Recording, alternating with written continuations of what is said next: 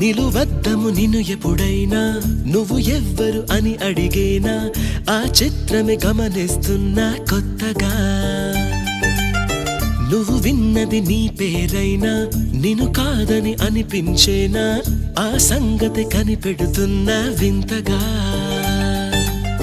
నీ కన్నుల మెరిసే రూపం నాదేనా అనుకుంటున్నా